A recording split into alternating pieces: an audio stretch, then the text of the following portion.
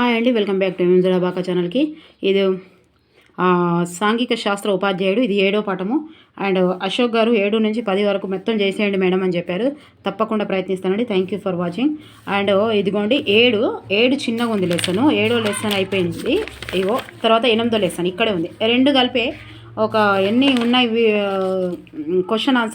Questions అంటే 170 180 వరకు ఉన్నాయి. ఓకే, అవన్నీ ఒకసారి చూద్దాం మనము ఇవి లెసన్స్ చదివి. అయితే ఇదిగోండి ఇలా మీరు 7th ఒక్కసారి కొంచెం ఇంపార్టెంట్ అంటే ఇదిగోండి మూర్తిమత్వం ఉంది, నైతిక లక్షణాలు ఉన్నాయి, ఒకసారి చూసుకుందాం ఇవి. సో ముందుగా శ్రీలత మేడం చాలా బాగున్నాయి మీ వీడియోస్ అని చెప్పారు. థ్యాంక్ యూ సో మచ్ అండి.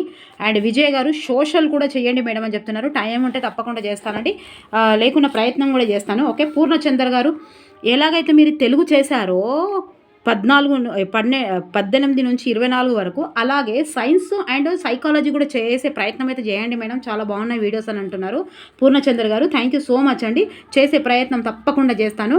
Okay, Ramana garu thank you so much. And Tajuddin garu thank you for watching అండి. Okay, Anusha garu thank you. And చాలా బాగున్నాయి మీ వీడియోస్ అని చెప్పారు. Thank you so much. తప్పకుండా చేసే ప్రయత్నం అయితే చేస్తాను. ఇవి ఇప్పుడు రీసెంట్గా వచ్చినాయి, ఆయన నా పేరు చెప్పలేదు మేడం అది అని చెప్పడం అనుకోకూరి. కామెంట్స్ రాసిన ప్రతి ఒక్కరికి నా మనస్ఫూర్తిగా హృదయపూర్వక కృతజ్ఞతలు అండి.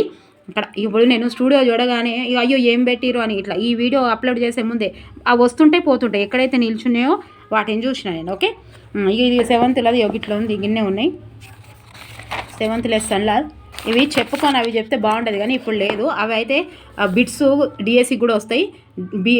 డిఎస్సి అప్పుడు ఇవన్నీ చెప్పుకుందాం మనం. ఇదిగోండి బోధన నైపుణ్యాలు, బోధన అభ్యాసన నైపుణ్యాలు, మానవ సంబంధాలు, పాఠశాల ఎంత కష్టమైనా సరే ఈరోజు చేద్దామని నేనైతే టార్గెట్ వేసుకున్నా. ఓకే, మొత్తం సాంఘిక ఉపాధ్యాయ వృత్తిపర వికాసము, వృత్యాంతర విద్య లక్ష్యాలు, ఇదిగోండి ఉపాధ్యాయ వృత్యాంతర శిక్షణ కార్యక్రమాలు, సదస్సులు, పునర్చరణ కేసులు, వేసవి కార్యక్రమాలు, వర్క్షాపులు, ఓరియంటేషన్ కార్యక్రమాలు, బిడ్జి కోర్సులు, చర్చా వేదిక. ఓకే, ఇవే చూడండి ఒక్కసారి. ఓకే, బిట్స్ ఉన్నాయి కాబట్టి ఇదొక్కటి ఒక్కసారి ఇవి చూసుకుందాము. కొంచెం ఇక్కడ ముందుగా సాంఘిక శాస్త్రము వనరుల వినియోగం.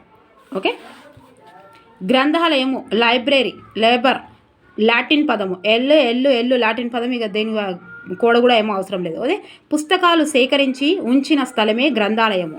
ఓకే, రాజగోపాలాచారి ఏమన్నాడంటే జీవితం అనే వృక్షంలో సార్థకత కలిగించే ఫలాలు రెండు. ఒకటి మంచి పుస్తకాలని చదవడం, గొప్ప వ్యక్తులతో మాట్లాడడం. పుస్తకాలే మంచి ఫ్రెండ్. ఓకే, చినిగిన చొక్కా అయినా వేసుకోగాని ఒక బుక్ కొను అని చెప్తున్నారు కదా, అలాగా. ఇగో రాజగోపాలాచారి రాజు ఏమన్నా అంటే గొప్ప వ్యక్తులతో మాట్లాడమని చెప్పిండు రాజు అని గుర్తుపెట్టుకోండి. ఇంకేమున్నాయి ఇక్కడ, ఇదిగోండి సాంఘిక గ్రంథాలయం, ఉపాధ్యాయుడి పాత్ర, సాంఘిక శాస్త్ర అభ్యాసన వనరు. బాగున్నాయండి, చదివితే అసలు మస్తు ఇంట్రెస్ట్ ఉంటుంది. బుక్కుల మీద మనసు పడాలి కానీ ఎవడు ఆపేటోడు ఉండడు మనకు. హేతువాద సమాచార ఉపగమనము. ఓకే, సాంఘిక శాస్త్రానికి ప్రత్యేక ప్రయోగశాల అవసరము, ఇవన్నీ మనకు తెలుసు. ఓకే,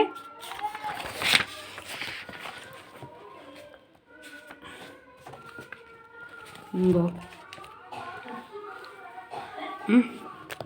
అవే ఇప్పుడు 200 దాదాపుగా 200 వరకు క్వశ్చన్స్ ఉన్నాయి కాబట్టి చాలాసేపు అవుతుంది. ఓకే, ఇవన్నీ ప్రదర్శించాల్సిన వస్తు ప్రదర్శనలు జాగ్రత్త. ఓకే,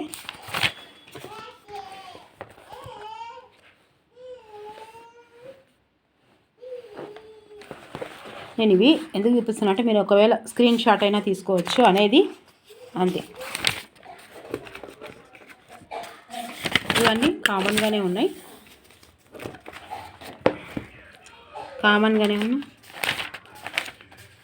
ఒక్కసారి ఇది కూడా చూసుకుందాం, మళ్ళీ మధ్యలో ఇక డిస్టర్బెన్స్ అవుతుంది మనకు. ఒక్కసారి చూసుకోండి, ఇది 8వ పాఠంలోది. ఇదిగోండి సాంఘిక శాస్త్ర బోధనలో ఉపాధ్యాయుడికి ఉపయోగపడు ఏ వస్తువైనా బోధనోపకరణము అనవచ్చు. ఓకే, అయితే ఇక్కడ చూడండి అభ్యాసన ఉపకరణాలు ప్రాముఖ్యం ఏమనంటే ఒకసారి కళ్ళతో చూసిన దానికి 100 సార్లు వినిన దానికంటే విలువ ఎక్కువ అని అన్నారు. ఎవరు? వెస్లీ అన్నాడు. 100 సార్లు అంటే వెస్లీ అన్నాడు. 1000 అని 100 1000 అని గుర్తుపెట్టుకోరు. 100 సార్లు అన్నాడు, 1000 సార్లు అన్నాడు వెస్లీ. 1000 సార్ల ఒక్కసారి కళ్ళతో చూసిన దానికి 100 సార్లు వినిన దానికంటే కూడా 100 సార్లు విన్న దానికంటే ఒక్కసారి చూసింది మేలు అని చెప్తున్నాడు. ఓకే, ఒక విషయాన్ని గురించి ఎవరన్నారు? వెస్లీ అన్నారు. 100 సార్లు అనగానే వెస్లీ గుర్తుకు రావాలి. ఒక విషయాన్ని గురించి వింటే తొందరగా మర్చిపోతాము, చూస్తే అవగాహన చేసుకోగలుగుతాము, అనుభవిస్తే ఆ విషయాన్ని జీవితాంతం గుర్తుంచుకుంటాం అన్నది ఎవరు? జోసెఫ్ వెబర్ అన్నారు. Joseph weber. అయితే జోసెఫ్ వెబర్ కూడా దీని గురించి ఒక పట్టిక ఇచ్చాడు. అండ్ మనము కోబన్ కూడా ఇచ్చాడు. సాధారణంగా అయితే కోబంది. సో మరి ఇప్పుడు మనం ఎట్లా తెలుసుకోవాలి ఇదంటే వెబర్ అంటే బర్గర్ అని గుర్తుపెట్టుకోవాలి. అయితే ముందు సాధారణం అనేది తెలుసుకుందాము. సాధారణం అనేది ఇది సాధారణం, ఇది వచ్చేది ఎప్పటికీ, ఇది ఏం వస్తుంది, అందరికి వస్తుంది. వచ్చేది ఎట్లా అంటే కోబన్ ప్రకారము చూడడం ద్వారా బన్, ఇక్కడ కోబన్ అంటే ఏంటిది? బన్ అని గుర్తుపెట్టుకోవాలి. బన్ను చూస్తే 83 రూపాయలు, బన్నును చూస్తే 83 రూపాయలు, వింటే 11 రూపాయలు, వింటే 11 రూపాయలు. 2 చెవులు ఉన్నాయి కాబట్టి వినాలే కదా, 2 చెవులు కాబట్టి ఒకటి గిట్ల గుర్తుపెట్టుకోరు. దీనికొకటి 11%, దీనికొకటి 11% వింటే. ఓకే, చూస్తే దీనికొకటి దానికొకటి, ఇప్పుడు ఇవి 2 సమానం లేదు కదా. వింటే వాసన ద్వారా ముక్కు 3 గిట్ల పెట్టుకోవాలి. 3.5%, ముక్కు 3 అబ్బా, ముక్కు 3%, ముక్కు 3. ఓకే, 3 ముక్కు. వాసన దేనితో చూస్తాం? ముక్కుతో చూస్తాం. స్పర్శ 1.5%. స్పర్శ అంటే ఏంది? ముట్టుకొనుడు. ఇది కూడా ముట్టుకొనుడు అని ఏడలేదు అని స్పర్శ అనేది 1.5% ముట్టుకుంటారు. రుచి చూస్తే ముక్కు ఒకటే ఉంది కాబట్టి 1%. రుచి దేనితో చూస్తాం? ముక్కుతో చూస్తాం. మరి ముక్కు ఎంత శాతం ఉన్నది? 1% అనేది. 3 అని దేనితో అంటున్నాం? మరి ముక్కు 3 అని. వాసన దేనితో చూస్తాం? సారీ అండి, రుచి దేనితో చూస్తాం? ముక్కుతో చూస్తామా? నాలుకతోటి. సారీ, నేను కూడా ఆగమని అవుతాను. నాలుక ఒకటే ఉంటుంది కాబట్టి 1%. నాలుక ఒకటే ఉంటుంది కాబట్టి 1%. ముక్కు కూడా ఒకటే ఉంటుంది కానీ 3 అని, 3 దీనికి అంటున్నా నేను. రుచి అనేది 1%. ఇప్పుడైతే మంచిగా చూసుకోరు. చూస్తేనేమో 83%, వింటేనేమో 2 చెవులు ఉన్నాయి కాబట్టి దీనికో మార్కు గుర్తుంటుంది మీకు, గ్యారంటీ. కోబన్దే సాధారణంగా ఇస్తే కోబనే ఇస్తాడు. అయితే ఇక వాసన ఏంటిది? ఎంత శాతం అంటే ఆడ శాతాలు ఇచ్చినప్పుడు మీరు మర్చిపోతాం అన్నట్టు. అయితే 3 వాసన దేనితో చూస్తాం? ముక్కుతో చూస్తాం కాబట్టి 3.5 అని గుర్తుపెట్టుకోరు. స్పర్శ అంటే ముట్టుకుంటే 1.5%. ఇది ఒక్కటి గుర్తు లేకుండా ఏం కాదు, ఇవి 3 గుర్తుంటే అయిపోయాయి. వింటే దీనికో చెవుకో మార్కు, దీనికో చెవుకు. ఇక రుచి నాలుక ఒకటే కాబట్టి 1% అని గుర్తుపెట్టుకోండి. నాలుక ఒకటే కాబట్టి 1%. ఇది కోబంది సాధారణంగా. ఇక ఇదేమో జోసెఫ్ వెబర్ అంటే బర్గర్ అని గుర్తుపెట్టుకోరు. బర్గర్ ఎంత? చూస్తే 40 రూపాయలు. బర్గరు చూస్తే 40 రూపాయలు, వింటే 25 రూపాయలు. తక్కువ రేటు. ఎండ్ల తక్కువ ఉన్నది, వింటే ఎక్కువ రేటు ఉన్నది. ఇది ఇక అవన్నీ ఇచ్చిపెట్టురు. ఇదే 40 రూపాయలు, 25 రూపాయలు అని గుర్తుపెట్టుకోరు. స్పర్శ 17, ఇతర జ్ఞానేంద్రియాలు 15%, రుచి వాసన 3%. ఇవి 2 కల్పించాడు. బర్గర్. ఓకే, బర్గర్ది ఇవన్నీ ఎక్కువనే ఉన్నాయి, ఇది ఒక్కటే తక్కువ ఉన్నాయి. బర్గర్ ఒక్కటే చూస్తేనే తక్కువ రేటు ఉన్నది, అన్నిటికీ ఎక్కువనే ఉన్నది. ఓకే, బర్ అంటే 40, 25, 17, 15 ఇట్లా గుర్తుపెట్టుకోరు. ఓకే, అదే ఎక్కువ. చూడడం ఒకటి ఎక్కువ ఉన్నది. బన్ ఇక మీ ఇష్టం ఉన్నట్టు గుర్తుపెట్టుకోరు, లేకపోతే మీకేమైనా తెలిస్తే రాయండి. తర్వాత బోధన ఆసక్తికరంగా ఉండను, వైఖరులు అభిరుచులు పెంపొందించిన విద్యార్థుల ప్రేరణ కలిగించును. ఓకే, ఇక మొత్తం చెప్పొద్దు అనుకుని ఇక్కడ ఉంది 3 రకాలుగా వర్గీకరించటి. ఏంటి? బోధన అభ్యాసన ఉపకరణాలు, దృశ్య ఉపకరణాలు, శ్రవణ ఉపకరణాలు, దృశ్య శ్రవణ ఉపకరణాలు. ఇవి లేకుండా ప్రశ్నపత్రం ఉండదు. దృశ్య ఉపకరణాలు అంటే చార్టులు, బొమ్మలు, ప్రదర్శన బల్లలు, చిత్రాలు, త్రిమీయ పరికరాలు. ఇవి మంచిగా చూసుకోరి, దాని కింద ఏమవుతాయో తెలుసుకోరి. శ్రవణ ఉపకరణాలు ఇది తెలుస్తుంది, టేప్ రికార్డరు, గ్రామ్ఫోను, రేడియో. ఇవి కేవలం వినడం. దృశ్య శ్రవణ ఉపకరణాలు వినాలి, చూడాలి. ఏంటివి? నాటకాలు, వీడియోలు, టెలివిజను, చలనచిత్రాలు, కంప్యూటర్. ఇంట్లోనే మస్తు మంది ఎంత మంచిగా తెలిసినా కూడా తప్పకుండా ఇంట్లో కన్ఫ్యూజే అవుతారు. ఓకేనా? ఇక ఇవి ప్రక్షేపణ సాధనాలు, అప్రేక్షణ, ఇవన్నీ. ఫస్ట్ ఏమున్నది? దృశ్య సాధనాలు, త్రిపార్శ్వ బోధన ఉపకరణాలు, ప్రదర్శన బల్లలు. ఇక ఏమున్నాయి ఇంకా ఇక్కడ? ఇగో నేను మాస్లో అవసరాలు అనేది ఎంత బాగా చేసినో. ఎడ్గేల్ అనుభవాల శంకు మస్తు చేసిన నేను, మస్తు మంచిగా గుర్తుంటుంది. మీరు మళ్ళీ చూడరు, ఇప్పుడు చెప్తే మళ్ళీ టైం వేస్ట్ అవుతుంది. అప్పటికే 200 క్వశ్చన్స్ వరకు ఉన్నాయి దాదాపుగా. చాలా టైం తీసుకుంటుంది కాబట్టి ఓకేనా. మీరు ఒక్కసారి ప్లేలిస్ట్లో పెట్టిన నేను అన్నీ మీకు ఇబ్బంది పడకుండా ప్లేలిస్ట్లో పెడుతున్నా. ఫస్ట్ టైం ఎవరైతే చూస్తారో వాళ్ళు ఒక్కసారి ప్లేలిస్ట్లోకి వెళ్ళి మీకు నచ్చిన వీడియోస్ చూసుకోవచ్చు. మన ఛానల్ని సబ్స్క్రైబ్ చేసుకొని వాళ్ళు ఉంటే ఇప్పుడు చూస్తున్న వాళ్ళు తప్పకుండా ఇప్పుడు చూసుకోండి, మీకు ఉపయోగపడుతుంది. డిఎస్సి వరకు కూడా అన్నీ ఉపయోగపడతాయి. బుక్స్ పక్కకు పెట్టకుండా చూడాలి ఖచ్చితంగా. ఓకే, మూర్త అనుభవం నుంచి అమృత అనుభవానికి పోతుంది. ఏంటిది ఎడ్గేల్. ఓకే,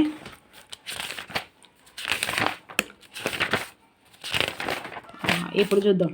ఓకే, గ్రంథాలయము అనే పదమును ఆంగ్లంలో లైబ్రరీ అని పిలుస్తారు. అయితే ఈ లైబ్రరీ అనే పదము ఏ భాష ఏ పదం నుండి వచ్చింది? ఏ భాష ఏ పదం నుంచి? లాటిన్ లైబర్ నుంచి వచ్చింది. Latin liable. ఓకే, గుర్తుంటాయి. లైబర్ అనగా లాటిన్ భాషలో అర్థం ఏమిటి? ఏంటిది అర్థం? పుస్తకము అని అర్థం. ఓకే, జీవితం అనే వృక్షంలో సార్థకత కలిగించే ఫలాలు రెండే. అవి ఒకటి మంచి పుస్తకాలు చదవటం, రెండవది గొప్ప వ్యక్తులతో మాట్లాడటం అని చెప్పింది ఎవరు?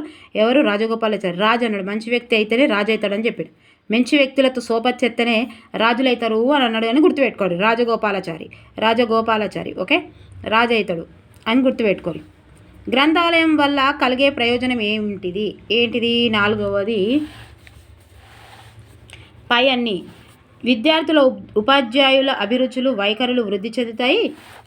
తర్వాత విద్యార్థులలో స్వీయ అభ్యాసన అలవాటును పెంపొందిస్తుంది. సాహితీలో కొన్ని పరిచయం చేసి సాహితీపరులుగా రూపొందించడానికి దోహదపడుతుంది. పైవన్నీ సాంఘిక శాస్త్ర గ్రంథాలయం యొక్క భౌతిక వనరు ఏది? ఐదవది 2 బల్లలు, కుర్చీలు, బులెటిన్ బోర్డులు. ఇవి గుర్తుపెట్టుకోవాలండి. ఈ క్రింది వాటిలో వేటిని విజ్ఞాన గనులుగా, సంస్కృతికి నిధిగా, ప్రగతికి సోపానంగా పేర్కొనవచ్చు? సో 6వది గ్రంథాలయము. గ్రంథాలయంలోని విద్యా విషయక సామాగ్రి అంశం ఏది అంటే 4వది పైవన్నీ పాఠ్య పుస్తకాలు, సంచికలు, సంప్రదింపులు, గ్రంథాలు. ఓకే, తొందరగానే చెప్తాను నేను, కొంచెం స్లోగా పెట్టుకొనైనా చూడండి మీరు. విద్యార్థులలో పఠనా శక్తికి పెంపొందించడం టైం తక్కువ ఉంది కాబట్టి ఉపాధ్యాయుని పాత్ర ఏదబ్బా? 8వది 4 పైవన్నీ గ్రంథాలయ సూచిక పుస్తకంలో ఏ విద్యార్థి ఏ పుస్తకాలు అధ్యయనం చేస్తున్నాడు? సూచిక పుస్తకాలలో పాఠక విద్యార్థుల పేర్లు నమోదు అయ్యేటట్లు చూడడం. ఎక్కువ పుస్తకాలు చదివిన విద్యార్థులకు ఉత్తమ పాఠకు అనే బిరుదుతో ప్రోత్సహించాలి. పాఠశాల కార్యకలాపాలకు ఇసురు జ్ఞాన గిడ్డంగి అని వేటిని పిలుస్తారు? గ్రంథాలయంని పిలుస్తారు. ఒక విషయానికి సంబంధించిన సామాగ్రి, బోధనోపకరణాలు ఒక ప్రత్యేక గదిలో పద్ధతి ప్రకారం వినియోగించుకోవడానికి ఏర్పాటు చేసిన గదిని ఏమని పేరు అంటారు? 2వది ప్రయోగశాల అంటారు. ఉపకరణాలు, సామాగ్రి ఒక గదిలో ప్రత్యేకంగా పద్ధతి ప్రకారం వినియోగించడానికి ఏర్పాటు చేసుకోవడానికి నిర్వహించుటకు అవసరం అయినది ఏది అవసరం ఉంటుంది? 3వది ప్రయోగశాల. సాంఘిక శాస్త్ర ప్రయోగశాల వనరు ఏది? ఇవి అప్లికేషన్ టైపులనే ఇస్తాడు. ఎందుకంటే ఇట్లా రాస్తే టక్కని రాస్తాం కాబట్టి అప్లికేషన్ టైపులు ఇస్తేనే టైం కిల్లింగ్ అయితే తొందరగా ఎవరైతే అవగాహన చేసుకుంటారో వాళ్ళు విన్ అవుతారు. ఓకే, నాలెడ్జ్ లేదని కదా అక్కడ. Map, globe, వర్షమాపకం. ఓకే, ప్రయోగాల వనరు తాళపత్ర గ్రంథాలు, శాసన నమూనాలు, చిత్రాలు, పురాతన నాణెములు మొదలైన ప్రయోగశాలలోని ఏ వనరుల రకంకు చెందినవి? ఏవి? 3వది చారిత్రక ఆధారాల సామాగ్రి. అంతే కదా. తర్వాత విద్యార్థులలో అన్వేషణ, పరిశోధన, పరిశీలన మొదలగునవి వాటి పట్ల అవగాహన కలిగించుటకు దోహదపడేది ఏది? 14వది 1 ప్రయోగశాల. ఇగో మీకు ఆప్షన్ని బట్టి క్వశ్చన్ హార్డ్ అయిపోతుందండి. ఇక్కడ మనం సాంఘిక శాస్త్ర బోధన అభ్యాసనకు ఉపయోగపడే ప్రయోగశాల ఏది? 3వది సమాజం. కొండలు, లోయలు, సరస్సులు, వివిధ రకాల నేలలు ఏ రకపు సామాజిక వనరుగా పరిగణించబడ్డాయి? 3వది భౌగోళిక వనరులు. ఈ క్రింది వానిలో సాంస్కృతిక వనరు ఏది? 4వది పైవన్నీ పురాతన వస్తు ప్రదర్శనశాల, పాఠశాల, ఫిల్మ్ స్టూడియో. చిరస్మారకాలు, దేవాలయాలు, మసీదులు, చర్చిలు, శిలాశాసనాలు ఏ రకపు వనరు? 2 చారిత్రక వనరు. సాంఘిక శాస్త్ర బోధనలో సామాజిక వనరులు వినియోగించే విధానం ఏది? 3వది అంటే 1, 2 అంటే పాఠశాలను సమాజం దగ్గరకు తీసుకుపోవడం, సమాజాన్ని పాఠశాలకు తీసుకొని రావడం. పాఠశాలను సమాజం దగ్గరకు తీసుకుపోయే కార్యక్రమం ఏది? మీకు కంటెంట్ ఇలా మంచిగా వస్తుంది. ఎందుకంటే బిట్టు వదలకుండా క్వశ్చన్స్ ఉన్నాయి. నెంబర్ ఆఫ్ క్వశ్చన్స్ ఉండడం వల్ల ఏమవుతుందంటే తిప్పి ఇక్కడ ప్రాక్టీస్ చేయడంలో తిప్పి చేయొద్దు. తిప్పి ప్రాక్టీస్ చేయొద్దు. కంటెంట్లో ప్రాక్టీస్ చేస్తే తిప్పి ఇచ్చినప్పుడు చదువుతుంది. పాఠశాలను సమాజం దగ్గరకు తీసుకుపోయే కార్యక్రమం ఏది? పైవన్యం అని చెప్పాను. పాఠశాలను సమాజము బయటికి తీసుకొస్తే పైవన్యం అంటే క్షేత్ర పర్యటన, పాఠశాల శిబిరం, సమాజ సేవ కార్యక్రమాలు, అంతే కదా, బయటికి పోతారు కదా. పాఠశాలలో విద్యార్థి నేర్చుకున్న అంశాలను, వాస్తవ అంశాలను మధ్య గల పోలికలు, తేడాలు, పరిస్థితులు విద్యార్థులు అవగాహన చేసుకోవడానికి తోడ్పడే కార్యక్రమం ఏది? ఒకటవది క్షేత్ర పర్యటన. విద్యార్థి గల సమాజమైన భావాలను ఆచరణలోకి తేవడం అనేది దీని యొక్క లక్ష్యం. ఏం లక్ష్యము? 3 పాఠశాల శిబిరం. కొంచెం ఓపికగా వినండి, మధ్యలో ఆఫ్ చేయకండి. ఎందుకంటే కొంచెం పాఠశాల శిబిరం అనగా ఏంటిది? ఒకటవది విద్యార్థుల తరగతి వాతావరణం నుంచి విద్యార్థులను ప్రకృతిలోకి తీసుకొని వెళ్ళడం. ఓకే. 23వ పాఠశాల శిబిరం. పాఠశాల శిబిర సమయంలో విద్యార్థులు చేపట్టాల్సిన కార్యక్రమం ఏది? 4వది పైవన్యం. అంటే పైవన్యం ప్రకృతి పరిసరాలను చూడంగా పరిసరాలను తాకటం, వాటి గురించి చర్చించడం, పరిసరాలను ఉపయోగించి నేర్చుకోవడం. పాఠశాల శిబిరం నిర్వహణలో ఈ క్రింది అంశాలపై అవగాహన పెంచుకుంటారు. 4వది పైవన్యం పరిశుభ్రత, ఆరోగ్య సూత్రాలు, సాంఘిక ఆచారాలు, సామాజికత, ఆహార పద్ధతులు తయారీ. సమాజానికి సహాయం చేయడానికి చేపట్టే కార్యకలాపాలను ఏమంటారు? 1వది సమాజ సేవ కార్యక్రమం అంటారు. ఈ క్రింది వాణిలో సమాజ సేవ కార్యక్రమం ఏది?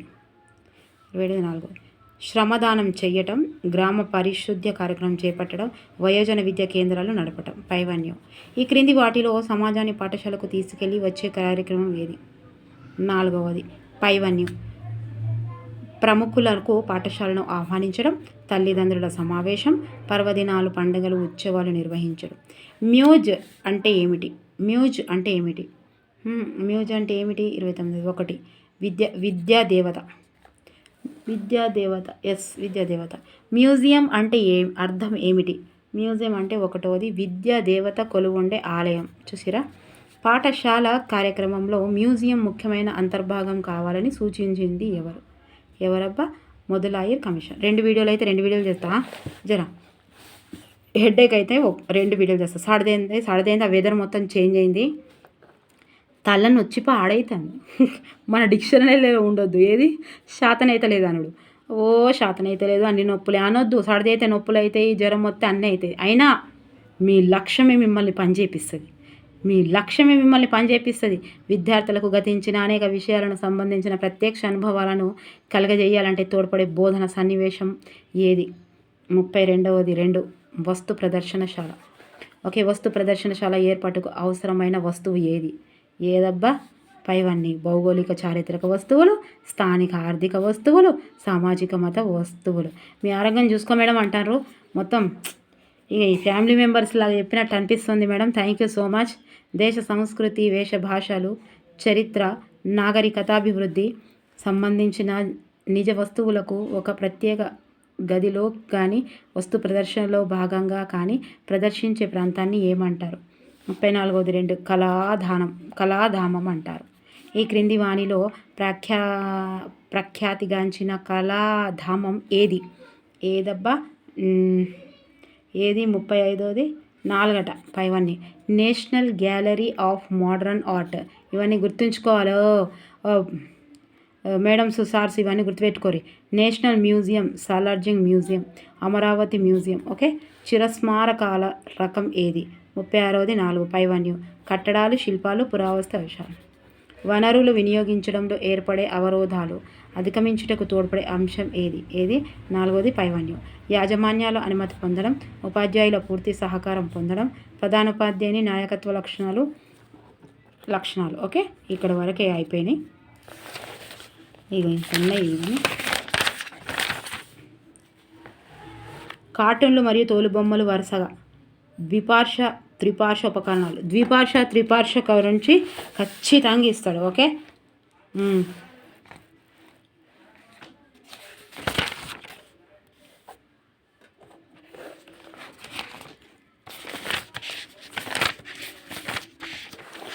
ఇవి ఫస్ట్ ఏంటంటే మళ్ళీ ప్రాక్టీస్ చేస్తూ చూద్దాం. ఒకసారి కళ్ళతో చూసిన దానిని 100 సార్లు విన్న దానికంటే విలువ ఎక్కువ అని పేర్కొన్నది ఎవరు? వెస్లీ అండి. వెస్లీ గారు. వెస్లీ 100 సార్లు అని చెప్పుకున్నాం కదా. జోసెఫ్ వెబర్ వెబర్ ప్రకారం చూడటం ద్వారా విద్యార్థులలో జరిగే అభ్యాసన శాతం ఎంత? 17%. ఒకటి గుర్తుపెట్టుకుంటే 2 గుర్తుంటాయి. కోబంది గుర్తుపెట్టుకోండి. ఓకే, బన్ను గుర్తుపెట్టుకోవాలి. బర్గర్ తినొద్దు, బన్ను కూడా తినొద్దు, బేకరీ ఐటమ్స్ తినొద్దండి. జోసెఫ్ వెబర్ ప్రకారంగా వినడం ద్వారా విద్యార్థులలో జరిగే అభ్యాసన శాతం ఎంత? 25%. జోసెఫ్ వెబర్ ప్రకారంగా స్పర్శ ద్వారా విద్యార్థులలో జరిగిన అభ్యాసన శాతం ఎంత అనేది 3. ఇట్లా చిన్న చిన్న అన్నీ క్వశ్చన్ ద్వారా తెలుసుకుంటే ప్రాక్టీస్ అవుతుంది. జోసెఫ్ వెబర్ ప్రకారంగా విద్యార్థులలో ఇతర జ్ఞానేంద్రియాల ద్వారా జరిగే అభ్యాసన శాతం ఎంత? 15%. వెబర్ ప్రకారంగా విద్యార్థులలో రుచి వాసన ద్వారా జరిగే అభ్యాసన శాతం ఎంత? 3%. బోధన ఉపకరణాల వల్ల విద్యార్థులలో కలిగే ప్రయోజనం ఏంటిదట? 4వది పైవన్నీ. విద్యార్థుల ప్రేరణ కలుగుతుంది, పాఠ్యాంశం పట్ల ఆసక్తి కలుగుతుంది, సరైన భావనల వైఖరులు పొందుతాయి. జ్ఞానం లభించే మాధ్యమాల ఆధారంగా బోధనోపకరణాలని ఎన్ని రకాలుగా వర్గీకరించారు? 3 రకాలుగా. జ్ఞానం లభించే మాధ్యమాల ఆధారంగా వర్గీకరించబడిన బోధనోపకరణం ఏదోది 4 పైవన్నివి. దృశ్యోపకరణాలు, శ్రవణ ఉపకరణాలు, దృశ్య శ్రవణ ఉపకరణాలు. దీని మీద రాకుండా క్వశ్చన్ పేపర్ ఉండదు, దయచేసి చాలా బాగా చూసుకోండి. కళ్ళతో చూడడం ద్వారా అభ్యసించడంలో తోడ్పడే ఉపకరణాలు ఏది అంటే 2వది దృశ్య ఉపకరణాలు. ఓకే, దృశ్య ఉపకరణాలను ఒక ఉదాహరణ ఏది? 4వది పైవన్యం. చార్టులు, త్రిమితీయ పరికరాలు, ప్రదర్శన బల్లలు. చెవులను ఉపయోగించి వినడం ద్వారా అభ్యసించడంలో సహకరించే ఉపకరణాలు.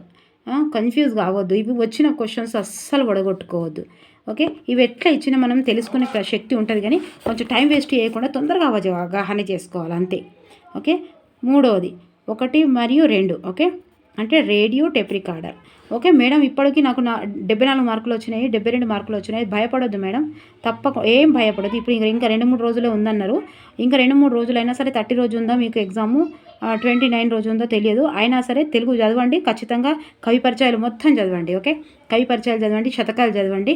ఓకే, అర్థాలు ఆ బ్యాక్ సైడ్ ఉన్నాయి, అర్థాలు నానార్థాలు అవి చదవండి. ఓకే, సైకాలజీ మాత్రం ఇవి ఇంపార్టెంట్. ఇవన్నీ కోల్బర్గ్ గురించి ఇస్తున్నాడు, ఎక్కడి నుంచి వస్తుందో తెలుసు కాబట్టి అవి చదువుకోండి. ఓకే, మీ దగ్గర ప్రీవియస్ ఉంటుంది నాలెడ్జ్ కాబట్టి రాయగలుగుతారు. మీరు భయపడకండి, ఫస్ట్ మీ కాన్ఫిడెన్స్ లెవెల్స్ పెంచుకోండి. ఇప్పుడు 2 రోజులు ఎగ్జామ్ ఉంది కాబట్టి ఈ మోటివేషన్ అవసరం మీకు. 2 రోజులు ఉంది. మీరు ఇంతకుముందు నా వీడియో చూసారా లేదా, నా ఛానల్ని మీరు సబ్స్క్రైబ్ చేశారా లేదా, మీరు వాచ్ చేస్తున్నారా లేదా అనే విషయం నాకు తెలియదు. అందులో మోటివేషన్ వీడియోస్ ఉన్నాయి, చూడండి. లేదు అని అనుకుంటే ఖచ్చితంగా మీరు తెలుగు సైకాలజీ మీద ఫుల్ కాన్సన్ట్రేషన్ ఇవ్వండి. అందులో మార్కులు వడగొట్టుకో. తెలుగులో అసలు ఒక్క మార్కు వడగొట్టుకోవద్దు నాకు తెలిసి, ఎందుకంటే సోషల్ కాబట్టి మీది సోషల్లో ప్రీవియస్ నాలెడ్జ్ ఉంటుంది మీకు. తప్పకుండా సోషల్ సైకాలజీ మీరు పోయేదాకా చదువుకోర్రి, ఒక టెక్నిక్గా చదువుకోర్రి. వెనుకకున్న అర్థాలు కానీ అర్థాలు కానీ ఇవి గ్రామర్ పార్ట్ తప్పకుండా చూసుకోండి. ఓకే, గ్రామర్ పార్ట్, అలంకారాలు, ఛందస్సు ఇవన్నీ చూసుకోండి. ఓకే, నానా అర్థాలు ఇవి 15 మార్కులు 10 మార్కులు అండ్లకెళ్ళి వస్తున్నాయి మేడం.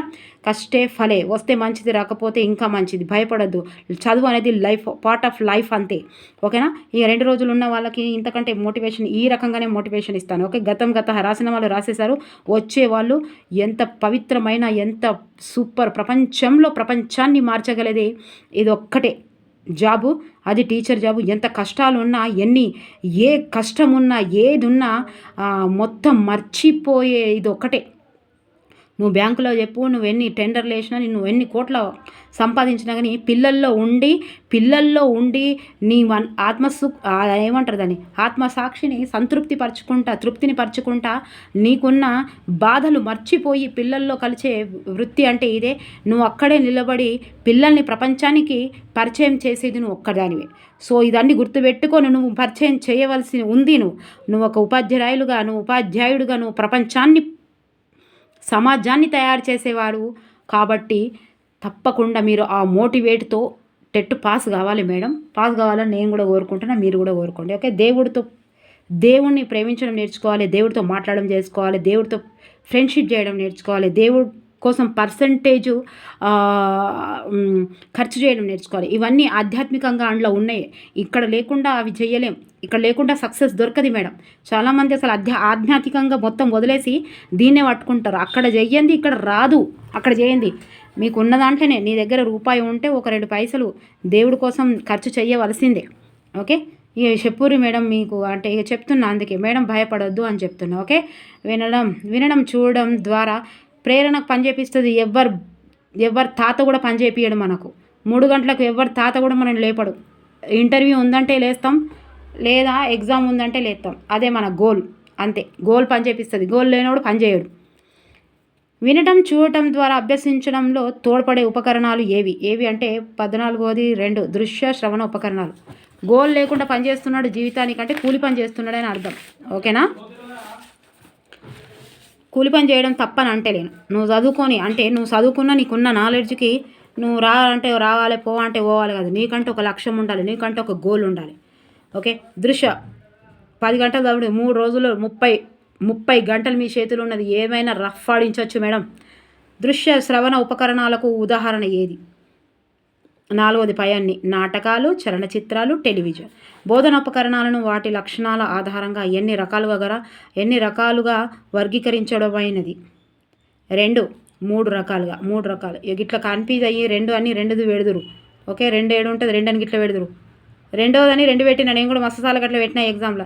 ఎంత పెద్ద దార్కారి అయినా 2-3 తెలిసిన తప్పు పెట్టవచ్చుడు.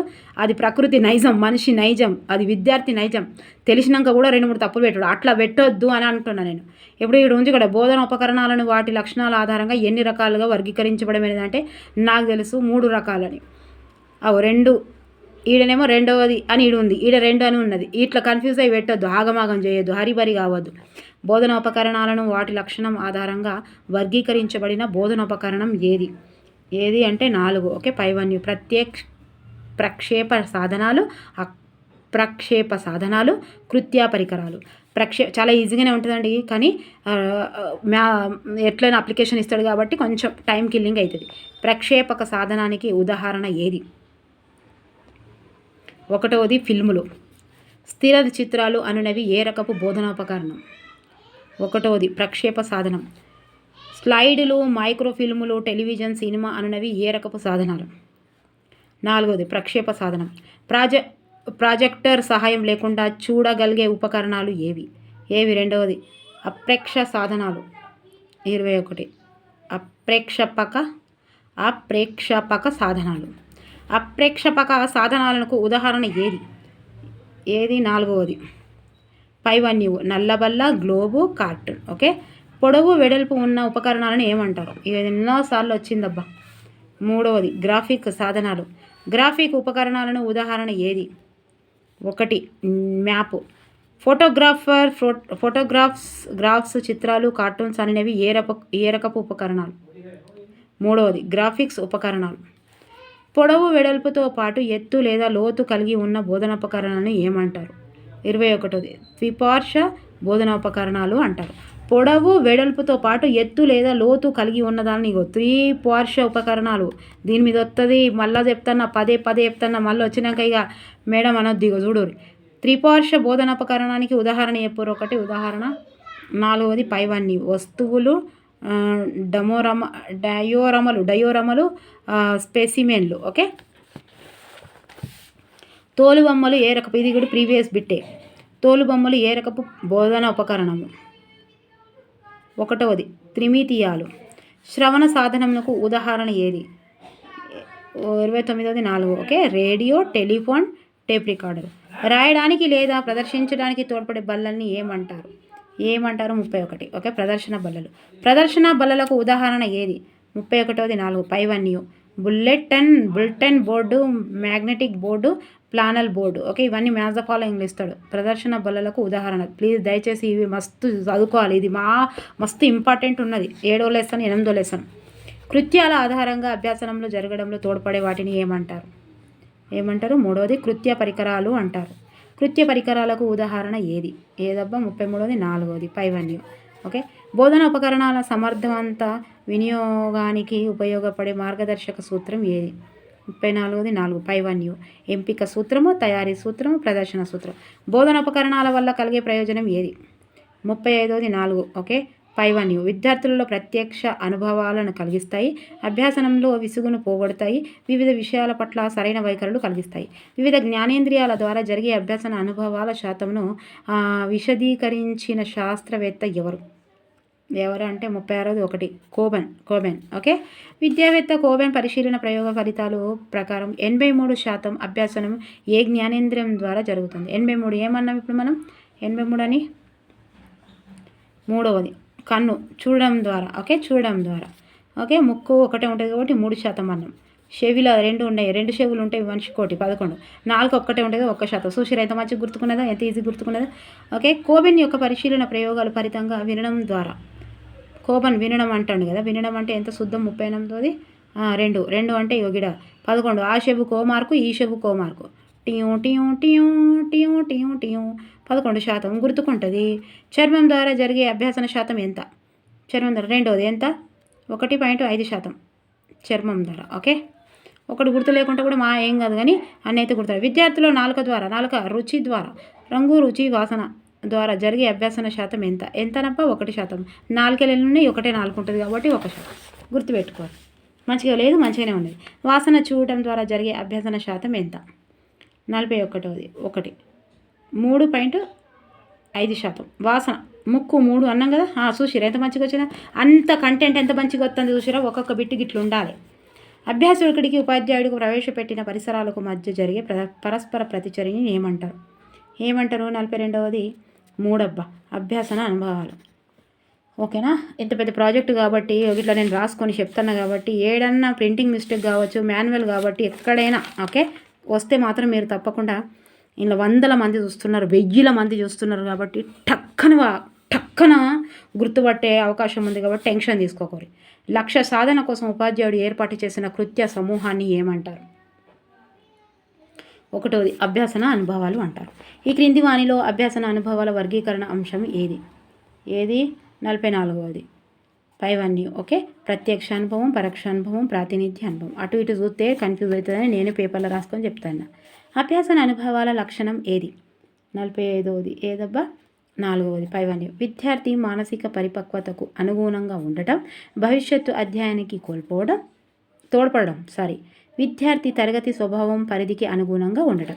అభ్యాసన అనుభవాల లక్షణం కానిది చూడాలి జర కానిది ఓకే. 6వది 1 ఆచరణకు అవకాశం ఇవ్వనిది. విద్యార్థి వినడం, చూడటం, రుచి చూడటం, తాకటం, వాసన చూడడం వల్ల కలిగే అనుభూతులు ఏవి? ఏంటి అవి అనుభూతులు? ప్రత్యక్ష అనుభవాలు. అభ్యాసకుడు స్వయంగా కృత్యాలలో నిమగ్నుడై స్వయంగా నిర్వహించడం ద్వారా నేరుగా అనుభవాన్ని పొందుతాడు. దీన్ని ఏమంటాం మనం? 1 ప్రత్యక్ష అనుభవాలు. ఎడ్గర్ అనుభవాల శంకులో ప్రత్యక్ష అనుభవాలు ఏ భాగంలో పొందుపరిచి ఉంటాయి? ఏవి ఉంటాయి? 2వది క్రింది భాగంలో ఉంటాయి. పీఠ భాగం అని ఇచ్చింది ఇంతకుముందు కూడా ఓకే. పీఠ భాగంలో ఏముంటాయి? ప్రత్యక్ష అనుభవాలు ఉంటాయి ఓకే. మూర్తం నుంచి అమూర్తం పోతుంది, అది కింది నుంచి మీది పోతుంది. విద్యార్థుల్లో ప్రత్యక్ష అనుభవాలు కలిగజేయు కార్యక్రమం ఏది? 4వది పైవన్యు. సామాజిక సర్వేలు నిర్వహించడం, నమూనాలు తయారు చేయడం, నాటకీకరణ. పాఠశాల విద్యార్థుల కర్మాగారాలను సందర్శించడం, నీటి సరఫరా ప్రాజెక్టులు దర్శించడం మొదలగు కార్యక్రమాలు వేటికి ఉదాహరణలుగా చెప్పవచ్చు? దేనికి చెప్పవచ్చు? 51వది 2 ప్రత్యక్ష అనుభవాలు ఓకే. విద్యార్థి జీవితంలో స్వయంగా చేసి తెలుసుకోవడం వల్ల ఎక్కువ వికాసం, అలవాటు, సామర్థ్యాలు కలుగుతాయి. అలాగే భావనల మాటల ద్వారా తెలుసుకోవడం కంటే అనుభవం ద్వారా తెలుసుకోవడం వల్ల ఎక్కువ ప్రయోజనం ఉంది అని పేర్కొన్న విద్యావేత్త ఎవరు? 52వది 1 ప్రోబెల్. ఇక బాగా చదువుడు ఉన్నది కాబట్టి జరనా అట్లా అవుతుంది. ప్రత్యక్ష అనుభవాలు అందరి విద్యార్థులకు కల్పించలేకపోవటకు గల కారణం ఏమిటి? కారణము? 4వది పైవన్యం. అంటే అధిక ఖర్చు, సమయం వృధా మూలము, కొన్ని ప్రమాదభరితము అయినవి ప్రభుత్వ నిబంధనల వల్ల సాధ్యం కాదు ఓకే. తర్వాత మనము చూడని ప్రయోగం గురించి లేదా దాగిన విషయం గురించి వాటిని పరిశీలించిన వ్యక్తి చెప్పే మనకు లభించే అనుభవం ఏది? 54వది ఓకే పరోక్ష అనుభవం. ఇవి వస్తే మస్తు క్వశ్చన్స్ చేయవచ్చు మీరు, ఇవి 2 చేస్తే ఓకే. ఇవి మొత్తం స్కిప్ చేయకుండా మొత్తం చూడరు ఓకే. ప్రత్యక్ష అనుభవానికి బదులుగా అలాంటి అనుభవం గురించి వినడం, చదవడం, చర్చించడం ద్వారా పొందే అనుభవం ఏది? 55వది ఏదబ్బా? 3 పరోక్ష అనుభవం. ప్రపంచంలో ఉన్న దాన్ని మార్చగలిగేది కేవలం ఎవరు? టీచరే. టీచర్ అనుకుంటే ఏదైనా చేయగలుగుతాడు. ప్రపంచానికి పరిచయం చేసేది ఎవరు? టీచరే. గట్ల గుర్తుపెట్టుకుంటా చేయాలి. ప్రపంచానికి పౌరులను పరిచయం చేసేది టీచరు. అలాంటి విద్య, అలాంటి జాబ్ కోసం మనం ట్రై చేస్తున్నాం అంటే ఎంత పకడ్బందీగా ఉండాలి. ఏది సాటరాదు దీనికి. పరోక్ష అనుభవాలకు ఉదాహరణ ఏది? 50 రేడియో ద్వారా వినడం. అన్నిటికంటే ఇదే ఈజీ. మళ్ళీ ఈ బుక్కులన్నీ చూపిస్తాడు మనకు. ఈ బుక్కులకి వెళ్ళి ఈ లెసన్లకి వెళ్ళి గింత ఇత్తనా అంటాడు. గ్రూప్స్ అవి అన్నీ ఆ యూపీఎస్సీ రెడీ అయ్యే వాళ్ళు గ్రూప్స్ కంటే సముద్రం. ఏదంటే చదవాలి, ఏ బుక్ అంటే ఆ బుక్ కొనాలి. నీకు గీడ 6వ తరగతి నుంచి 8వ తరగతికి ఇస్తాను నేను ఇది చెప్తాడు. 1వ తరగతి నుంచి 10వ తరగతి వరకు అందులో పేపర్ 1 వాళ్ళు రాసుకోరి, పేపర్ 2 వాళ్ళు రాసుకోని అని చెప్తాడు. అయినా కూడా మనం కష్టపడక ఇదోటి చూస్తాను. చూడుర్రు ఇక ఆ గ్రూప్స్ అట్లా ఎందుకు ఉంటాయి అబ్బా? గ్రూప్స్ అట్లా ఎందుకు ఉంటాయి? సముద్రం అది. 100 ఇంట్లో లైబ్రరీ తయారు చేసుకోవాలి. ఎంత ఈజీ. డిఎస్సి కంటే ఈజీ ఏదిలో ఉండదు నాకు తెలిసి అయితే. మరి రాదా మేడం అంటే మనం కష్టపడం. గట్లా రాదా అంటే కష్టపడతామా? డిస్టిక్ లెవెల్లో ఇప్పుడు ఒలింపిక్ ఎగ్జామ్ పట్టుకొని డిస్టిక్ లెవెల్లో ప్రయత్నాలు చేస్తే నువ్వు డిస్టిక్లో పాస్ అవుతావు, కానీ ఒలింపిక్లో ఎందుకు పాస్ అవుతావు అబ్బా? అవునా కాదా? అరే నువ్వు చేస్తున్న ప్రయత్నం ఒలింపిక్స్ ఆట ఆడేటప్పుడు నువ్వు ఒలింపిక్స్ ప్రయత్నాలు చేస్తావు. నీ మైండ్ సెట్ ఎట్లున్నది? నేను డిస్టిక్ ఆటల్లో ఆడుతానా, డిస్టిక్లో పోటీలలో పోతానా, ఒలింపిక్ పోటీలలో పోతానా? అది నీ చేతులు ఉన్నది. నువ్వు డిస్టిక్ లెవెల్లో ఆడాలనుకుంటే నీ ప్రయత్నాలు డిస్టిక్ లెవెల్లో ఉంటాయి. నువ్వు ఒలింపిక్లో ఆడాలని నిర్ణయించుకున్నప్పుడు నీ ప్రయత్నాలే ఒలింపిక్లో గెలిచేటట్టు ఉంటాయి. అరే మైండ్ సెట్ నీది, మాటలు నీవి, మంత్రాలు నీవి, బుక్స్ నీవి, సమయం నీది, రూము నీది, బల్బు నీది. అన్నీ నీ పట్టుకొని ఇక నువ్వు ప్రయత్నాలేమో ఒలింపిక్ ఏమో ఎగ్జామ్ లెక్కున్నది. ఎగ్జామ్లో ఉన్నాయి 4 పోస్టులు ఉన్నాయి, 400 మంది ఉన్నారు. ఎవరు చదువుతారు అలా? ఎవరు చదివితే వాళ్ళకి వస్తుందా? అదృష్టం కూడా ఉండాలి, అన్నీ ఉండాలి. ఎప్పుడు చెప్పాలి నువ్వు అదృష్టం అని? మొత్తం అయినాక చెప్పాలి నువ్వు. ఓకే, ఒక పాయింట్ గీడ పోతే చెప్పాలి నువ్వు అదృష్టం అని. గీడ 0-0 మొన్న 0-0 గీడ పోయింది. ఇప్పుడు చెప్పాలి అదృష్టం అని. ఇది అదృష్టమే మరి. ఏదో ఒకటి ఎంత దారికారి అయినా 2-3 తప్పులే పెట్టొస్తాడు. తప్పులు కాదు, తెలిసినవి తప్పులు పెట్టొస్తాడు. అట్లా అర్థం చేసుకో. ఇది కాకపోతే వేరే పనికొస్తుంది, దీని కాకపోతే వేరే దానికి పనికొస్తుంది. కానీ అన్నిటికంటే ఈజీ మీరు కాదా చెప్పండి? టెట్కి కానీ డిఎస్సికి కానీ పేపర్ 1 వాళ్ళకు చూడండి. అసలు ఏందో ఏమో వీళ్ళు డైట్ చేసి ఉంటారు. బాధ్యతలు కొంచెం తక్కువ రేంజ్లో ఉంటారు. బీఎడ్ వాళ్ళకైతే ఇక పిల్లలు అవి ఇవి చేసి ఉన్నారు.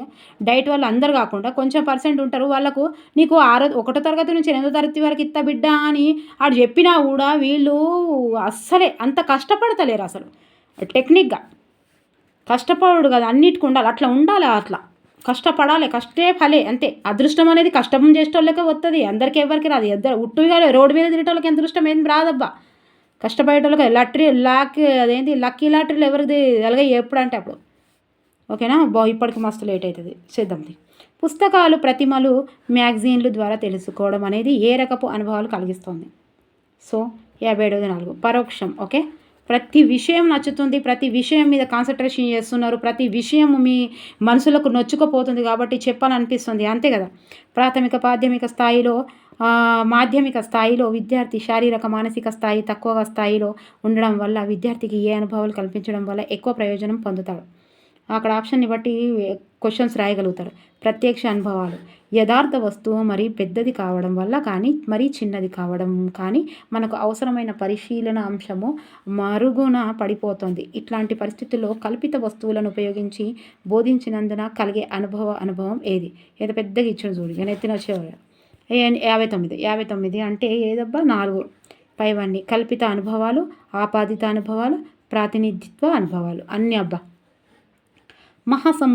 సముద్రంలో ప్రయాణించే నౌక మొదలగునవి ఏ అనుభవాలను విద్యార్థుల్లో కలిగిస్తాయి? 4వది పైవన్నీ ప్రకల్పిత అనుభవము, ఆపాదిత అనుభవము, ప్రాతినిధిత్వ అనుభవం. ఇట్లా ఇప్పుడు ఇది దమ్ముంటే మర్చిపోరు. ఇప్పుడు కోపం చెప్పినే మర్చిపోరు. చెవులు 2 కాబట్టి 1 మార్కు. ఓకే, దమ్ముంటే మర్చిపోవాలి మీరు. ముక్కు కాబట్టి 3.5%. ఓకే, 4 1 కాబట్టి రుచి 1%. సుశీరా, దమ్ముంటే మర్చిపోవాలి. చదువు గుర్తుండడం కాదు, మర్చిపోవాలి కదా. నమూనాకు మొన్న వాళ్ళు చెప్పిందే అబ్బా అది నా ఓన్ కదా మన ఫోన్ చేసి మేడం మీరు చెప్పిన ట్రిక్స్ దమ్ముంటే మర్చిపోమని అని చెప్పుర్రి అని చెప్పారు. సో అట్లా అంటాను నేను. ఓకే, అంత సీన్ లేదు నాకు, కానీ చెప్తున్నా ఏదో జోకు. నమూనాలకు గల మరొక పేరు ఏమిటి? 1 ప్రతికృతులు. ఏమిటి, ఎక్కడ, ఎప్పుడు, ఎవరు అనే ప్రశ్నలకు వచ్చే సమాధానాలు ఏ లక్ష్య సంబంధమైన అంశాలుగా గుర్తించవచ్చు? 2 జ్ఞానం. ఏమిటి, ఎక్కడ, ఎలా. ఇగో దీనికి ఒక ఎగ్జాంపుల్ చెప్తా. నేను ఒక స్కూల్లో డెమో ఇచ్చినప్పుడు నాకు డెమో ఇవ్వమంటే ఆయనతో నేను లెసన్ డెమో ఏమి ఇవ్వలేదు.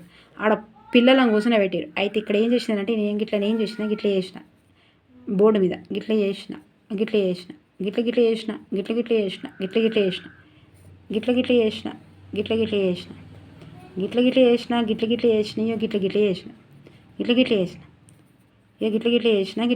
సప్పుడు నిలబడ్డా. గిట్లో ఒకటి నిలబడ్డా, సప్పుడు నిలబడ్డా. అక్కడ అందరూ కూడా ఉన్నారు. అయితే సప్పుడేక నిలబడ్డప్పుడు మస్తు 2 నిమిషాలు నిలబడ్డా అట్లనే. అళ్ళకి ఒకడు లేచే ఇక మనిషికి కొమ్ములేంది అని అడిగిండు. మనిషికి కొమ్ములేంది మేడం అని అన్నాడు. ఏంటిది అని అంటే ఇట్లా పెట్టినా ఇట్లా చేసిన. మనిషికి కొమ్ములు ఉంటాయా మేడం అని అన్నాడు. ఇక్కడ పెట్టిన సప్పుడే కూర్చున్నా అట్లనే. మళ్ళీ బొమ్మ గీసిరు కానీ అది మనిషి బొమ్మనా దయ్యం బొమ్మనా అడిగబట్టే ఇంకోటి పెట్టిన తర్వాత అయినా అది ఎందుకు ఎడుతుంది అని అనబట్టే ఇట్లా పెట్టిన. దాని అసలు ఏంది అర్థమే కాదు. ఇప్పుడు అది ఇది ఏంది అవి మంటలు లేస్తానే అవి ఏంటి మేడం అవి ఎంటికి మంటలు అనబట్టే. ఇక నేను ఇట్లా పెట్టిన. ఇట్లా పెట్టి ఏం చేసినా అంటే అప్పుడే నిలబడ్డా. నేను ఇదే బొమ్మ వేసిన, ఇంకొంచెం మంచిగా వేసిన బొమ్మ. అయితే అందుకే సార్ లేచి ప్రిన్సిపాల్ లేచి ఏమన్నానంటే ఫస్ట్ అట వనిడానా వినిడానా ఏదో టీవీ ఉండేనట. వనిడా టీవీ 8 ఆ టీవీకి ఒకటి ఇట్లా పెట్టుకొని వస్తుండేనట. ఏంటిది కొమ్ములు పెట్టుకొని వస్తుండేనట. సో నాకు ఇక్కడ ఏంటిదంటే ఇప్పుడు నేను కావాల్సింది ఏంటిదంటే ఇప్పుడు నాకు ఏమిటి, ఎక్కడ, ఎప్పుడు, ఎవరు అనేది నాకు రావాలి అంటే నేనేం పోయి క్వశ్చన్స్ అడిగితే చెప్పారు. ఆల్మేట్గా నేను ఇట్లా రాసిన అంటే ఒక లేషన్ ఇక్కడ అదేంటిది మేడం అని అడుగు. ఏమిటి వచ్చేసింది, ఎందుకు ఏడుస్తున్నాడు, ఎందుకు వచ్చేసింది, అదేంటిది మంటనా అది ఇంకేమన్నా. ఇక సారు ఏమో వనిడాలే ఫస్ట్కి ఇట్లా వస్తుండేనంటే నాకు కూడా తెలియదు. ఇక చెప్పుకునే అయితే ఇక సార్ సప్పుడేకి ఏం అనలేదు. ఇక నేను లెసన్ అయిపోయింది. మీరు కూడా ఎవరైనా డెమోలు ఇవ్వాలి పోతే ఇది మనం యూజ్ చేసుకోరు, యూజ్ అవుతాయేమని. అంటే నేను చెప్పేది ఏంటంటే అసలు అదృష్టం, మంచి టీచర్ దొరకడం అదృష్టం. అంటే నేను మంచిదని నేను చెప్తలేను. టీచరు 1000 రూపాయలు చేస్తున్నావా 2000 చేస్తున్నావు, గవర్నమెంట్ టీచరా నువ్వు ప్రైవేట్ టీచరా అనేది కాదండి. అక్కడ డజంట్ మ్యాటర్, అది అవసరమే లేదు. నువ్వు పేరు కోసం పనిచేస్తున్నావా, పని కోసం పనిచేస్తున్నావు అంటే పేరు కోసం పనిచేసినవాడు ఎప్పుడు మంచోడు కాదు. టీచర్ అనేవాడు వెనుక తిరిగితే మనం ఉండాలి, టీచర్గా మనం ఉండాలి. మంచి టీచర్ దొరికిందా అది అదృష్టం, ఆ పిల్లవాడి అదృష్టం, ఆ క్లాస్ అదృష్టం. అందుకే నాకు చాలా ఇష్టం అండి. నేను మస్తు ఎమోషనల్గా అవుతుంది. అది ఎల్కేజీకి చెప్తుందా, నర్సరీకి చెప్తుందా, ఎవరికి చెప్తున్నారా మేడం, ఏ మేడం అయినా సరే ఆ సంస్థ ఆమెను గుర్తుపట్టే విధంగా ఉండాలి. అంటే ఆమె చేస్తున్న నువ్వు 1000 రూపాయలకు జీతం చేస్తున్నా సరే ఎంత సామర్థ్యంగా ఎంత మంచి టీచర్. అసలు టీచర్కు ఉన్న లక్షణాలు ప్రపంచంలో ఎవరికి ఉన్నాయి. తల్లిదండ్రుల కంటే కూడా ఎక్కువ ఉన్నది టీచరే. అన్నీ ఉండాలి ఆమెకు ఆ టీచర్ అనేవాడికి అన్ని లక్షణాలు ఉంటేనే మంచి టీచర్ అవుతాడు. మంచి టీచర్ ఎక్కడైతే ఉంటుందో పిల్లల అదృష్టం అది. అసలు వెనుక తిరిగి చూస్తే మనం ఉండాలి. పేరు కోసం పని చేయొద్దండి, పేరు కోసం పని చేయదు, ఎప్పుడు పేరు రాదు. పని కోసం పని చేస్తుండాలి, పేరు అదే వస్తుంది. ఓకేనా? మీరు తీసుకున్న జీతం డజంట్ మ్యాటర్, మీరు చేస్తున్నది ప్రైవేటా గవర్నమెంటా డజంట్ మ్యాటర్. నీకున్న నాలెడ్జా, నువ్వు పిల్లల బ్రెయిన్లో ఎలా వేస్తున్నావు అనేది, నీ పిల్లలు ఎలా మోటివేట్ అవుతున్నారు, నీ సబ్జెక్ట్ ఎంతవరకు గ్రహిస్తున్నారు, అది ముఖ్యం. ఓకే, ఇక ఎవరికైనా వస్తే ఇట్లా నచ్చిందా మరి నచ్చితే జర కామెంట్ రాయండి. ఓకే, నేనేం మంచి టీచరు నేను అని అంటలేను. ఎవరికైనా వస్తే ఉండండి. అంటే నా ఉద్దేశంలో టీచర్ మంచోడు దొరకడం, ప్రిన్సిపాల్ కాదు మంచి దొరకడం. ప్రిన్సిపాల్ని ఏమంటారు, 10 ర్యాంకులు అయితే మంచిగా నేర్పించిండు, ఏంటిది స్కూల్ మంచిగా నడిపించిండు సారు అని అంటారు. సో అక్కడ రోజు వచ్చి చూడడు సార్. క్లాస్ టీచర్ దొరకడం వాళ్ళకు అదృష్టం ఉండాలి. ఏ టీచర్ అయినా సరే, క్లాస్ టీచర్ అని కాదు. ఓకే, ఇప్పటికే మా ముచ్చట్లు ఎక్కువైనాయి. ఓకే, మరి ఇది నచ్చిందా, ఇది ఏదైనా చూసిరా మరి? నేను బీఎడ్లో ఉన్నప్పుడు ఇట్లనే చేద్దాను. సృజనాత్మకత అంటే ఇక మేడం మీరు ఇక స్టేజ్ ఎక్కగానే ఏదో ప్రయోగాలు చేస్తారు అన్నది. నాకేం ప్రయోగాలా అని ఇట్లనే చేద్దును. ఇక 62 ఏంటి దబ్బా, ఇగో 2వది జ్ఞానం. ఓకే, చూసిరా ఎట్లా వచ్చింది ఒకటేసారి. నువ్వు చెప్పిన అవసరమే లేదు పిల్లలకి. ఇప్పుడు కూడా ఇంకా ప్రైవేట్ టీచర్స్ ఎవరైనా ఉంటే ఎవరైనా ఉంటే మీరు రేపు వెళ్ళి ఇది చేయండి, ఇది చేయండి, పిల్లలు ఎవరైనా అడిగితే మళ్ళీ కామెంట్ చేయండి, నేను కూడా హ్యాపీగా ఫీల్ అవుతా.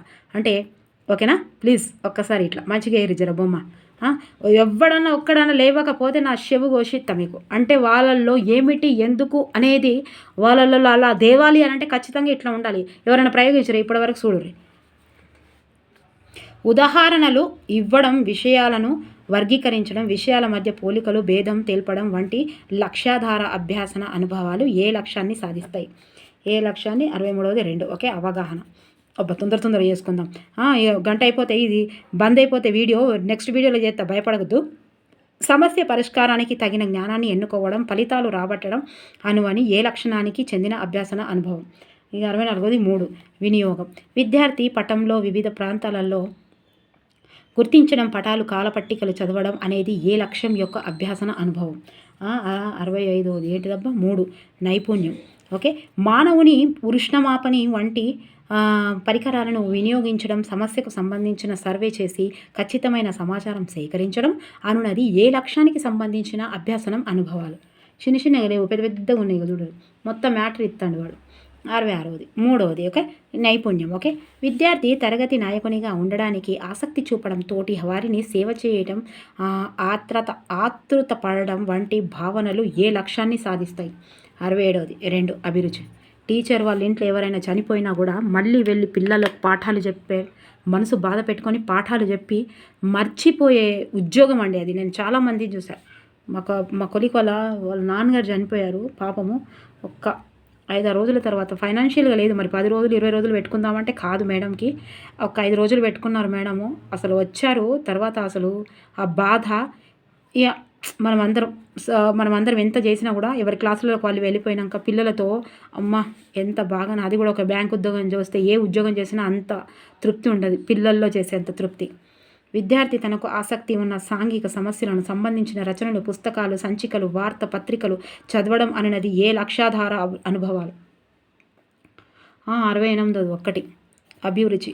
విద్యార్థుల్లో గల ఉత్తమ లక్షణం వ్యక్తిపరిచే స్థితికి ఏమంటారు? 69ది 2 అంటారు. విద్యార్థి దేశభక్తిని కలిగి ఉండట, చట్టాలను గౌరవించడం అనున్నది ఏ లక్ష్యాధార అభ్యాసన అనుభవం? 72ది వైఖరి.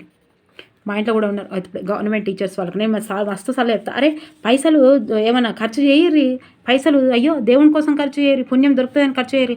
లైఫ్లో వాడు ఎంత అతడు మళ్ళీ మీ పేరు ఎత్తకున్నా సరే, మీరేం వాడు పబ్లిసిటీ చేయకున్నా సరే, వాడి లైఫ్లో ఎప్పుడో ఒకసారి గుర్తుంటుంది, వాడి లైఫ్కి అది వేస్తుంటుంది. పీషుడు వాళ్ళు ₹1 ఖర్చు పెట్టరు. ఎవరు ఏమనుకోవద్దు. మా ఇంట్లో విషయం చెప్తాను. అయ్యో ₹4 ఖర్చు చేస్తే ఏమవుతుంది పిల్లల కోసం? సొంత పైసలు అబ్బా, ఏం కాదు, లక్షలు ఉన్నాయి జీతాలు. ఒక్క ₹100 ఖర్చు చేయరు. జనవరి వస్తే 15 ఆగస్టు వస్తే అది ఇద్దామా ఇది ఇద్దామా, ఇది ఇచ్చుకుందామా అది ఇచ్చుకుందామా అని చల్లకుండా జాతీయ. ఇక మేడం వస్తే గట్లేనే అంటారు మరి అందరూ అని. అంటే గట్లే ఎందుకు అంటారు? ఉండాలి కొంచెం కూడా. ఏంటిది ప్రేమ, దయ, ఆప్యాయత. ఎన్ని రోజులప్పుడు మనం ఏరోప్లేన్లో కూర్చుంటే అందరూ చచ్చిపోతుంది, మన బతుకు కూడా అంత ఏమో పుట్టుకుమంటుంది. ఉన్న రోజులు ఏదో ఎవరి జీవితాలు బాగుపడించలేక ఎందుకండి మనకి ఇంత టాలెంట్ ఉండి? నా పిల్లలు నా భార్య అంటే ఎందుకు? ఏమో సప్పుడుగా ఇంత పని చేసుకోక ఇంత కష్టాలు ఎందుకు? ఎవరి భార్య రిక్షా అయిన భార్యను, రిక్షా అయిన పిల్లలను వాడు చూసుకుంటాడు, ఎవరి భార్యను వాళ్ళు చూసుకుంటారు. మనకి ఇంత జ్ఞానం ఇచ్చి, మనకి ఇంత ఆధ్యాత్మికంగా అన్నీ ఇచ్చిన తర్వాత, దేవుడు ఇంత ఇచ్చిన తర్వాత కూడా నా భార్య నా పిల్లలని ఉంటే ఎట్లా? ఎవరికన్నా ప్రయోజనం కావాలి మన ఇంటి పక్కలక, లేదా ఫస్ట్ అసలు మన వంశంలోనే చూసుకోవాలి. మన అన్న పిల్లల, తమ్ముడి పిల్లల. అరే మంచి చేస్తే తప్పేదే జరుగుతుందండి. మంచి చేస్తే ఎవడు పేరు చేయడు కానీ తప్పేం లేదు. జాతీయ అంతర్జాతీయ స్థాయిలలో సమస్యలపై నిష్పక్షపాతంగా న్యాయ నిర్ణయం చేయడం అనున్నది ఏ లక్ష్యం యొక్క అభ్యాసన అనుభవం? 1 వైఖరి. పిల్లల్లో మంచి లక్షణాలు తీసుకురావాలి, మార్కులే కాదు పిల్లలకి. నారాయణ అదే కాదు పిల్లలకు. మీరు మనం అనాథాశరణాలలో పోవద్దంటే ఆధ్యాత్మికం కంటే మోటివేట్ నీకు ఏ యూనివర్సిటీ చెప్పదండి. తల్లిదండ్రులను చూసుకోవాలంటే ఏ యూనివర్సిటీ చెప్పది, ఎవరు చెప్పరు. ఆధ్యాత్మికంగానే అయితేనే వింటారు పిల్లలు. విద్యార్థి మనం చేసే పనులు. విద్యార్థి సాంఘికంగా పౌర సంబంధమైన పనులలో ఇతరులను సహకరించడం అనేది ఏ లక్ష్యాధార అభ్యాసన అనుభవం? ఏదబ్బా 22ది 3 వైఖరి. ఓకే,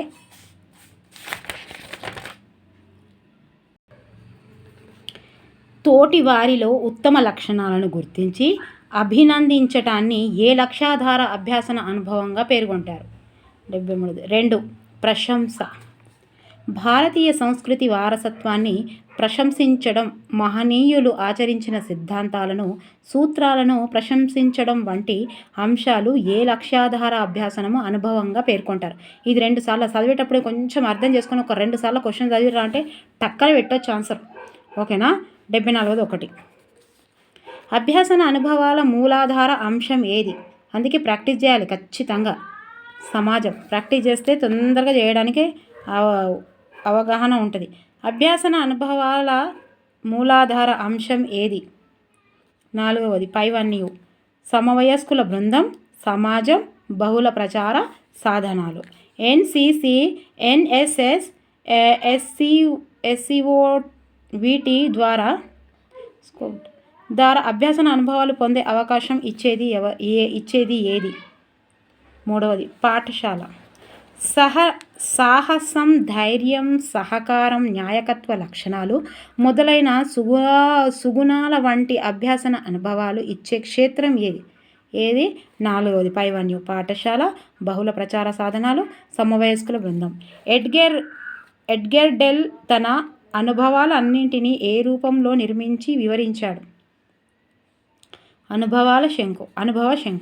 అనుభవ శంకు ద్వారా తెలియపరచడమే అంశం ఏది? 3వది. ఓకే. దృశ్య శ్రవణ ఉపకరణాల మధ్య సంబంధం.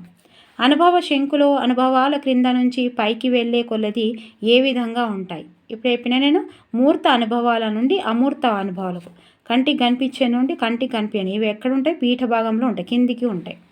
సో అనుభవాల శంకులో అన్నింటికంటే పైన ఉన్న అభ్యాసన అనుభవం ఏది? మీరు తప్పకుండా అవి చూడాలి ఒక్కసారి. ఆ వీడియో ఉంది, అనుభవాల శంకు అనే వీడియో ఉంది, ఎంత ముద్దుగా ఉన్నదో. జర మంచిగా చదువురి, చూడుర్రి. ఓకే. ప్లేలిస్టులో పెట్టిన. శబ్ద సంకేతాలు. 82. ఓకే. అనుభవ శంకువు నందు క్రింది భాగంలో ఉన్న అభ్యాసన అనుభవం ఏది? 3వది ప్రత్యక్ష అనుభవం. ఎడ్గర్ డెల్ అనుభవాల శంకువులో పేర్కొనబడిన అభ్యాసన అనుభవాలు ఎన్ని భాగాలుగా విభజించారు? 4 భాగాలుగా. ఎడ్గర్ అనుభవాల శంకువులో కృత్యాలను సంబంధించిన అంశం ఏది అనేది 4వది పైవన్యం. ప్రత్యక్ష అనుభవాలు, సవరించబడిన అనుభవాలు, నాటకాలలో పాల్గొనడం. ఓకే. ఇవి 4 ఒకసారి చూడాల్సిందే మీరు. ఎడ్గర్ డెల్ అనుభవాల వీడియో చూసి నాకు కామెంట్స్ చేయండి. చేస్తే ఏమవుతుందంటే ఆ వీడియో చూడంగానే నాకు ఇది చూశారనేది తెలుస్తుంది. ఓకేనా? ఎడ్గర్ డెల్ అనుభవాల శంకువు పరిశీలన ద్వారా అభ్యాసన అనుభవం కల్పించే అంశం ఏది? 86వది 4 పైవన్యు. ప్రదర్శనలు, ప్రదర్శితాలు, క్షేత్ర పర్యటనలు. ఇది ఎన్నోది? 3వది ఎన్నోది? 4వది ఎన్నోది కూడా అని అడుగుతాడు. ఈ క్రింది వానిలో ఏకమితీయ ఉపకరణం ఏది? 4వది పైవన్యు. రికార్డింగ్, రేడియో, నిర్చల చిత్రాలు. చిహ్న అనుభవం ఏది? 1 మరియు 2. దృశ్య సంకేతాలు, శబ్ద సంకేతాలు. ఓకే. ఆన్సర్ వచ్చేసి ఇది. చిత్ర అనుభవం కల అంశం ఏది? 4వది పైవన్యు. ప్రదర్శితాలు, నిర్చల చిత్రాలు, చలన చిత్రాలు. కోబన్ తన పరిశీలన ప్రయోగాల ఫలితాలను నిర్వహించిన సంవత్సరం ఏది? 4వది 1968. సంఖ్యాత్మక వివరణను దృశ్య రూపంలో చూపే పద్ధతి ఏది? 1వది గ్రాఫ్. నమూనాలు అనేవి. 3వది త్రిమితీయాలు. త్రిమితీయాలు కలిగి ఉండే కొలత ఏది? 4 పైవన్యు. పొడవు, వెడల్పు, లోతు. ఓకే. గుర్తుపెట్టుకో. లోతు, పొడవు, వెడల్పు.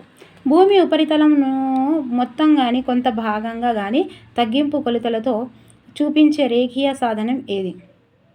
2వది పటం. భూ ఉపరితలాన్ని గల ప్రతీక ఏది?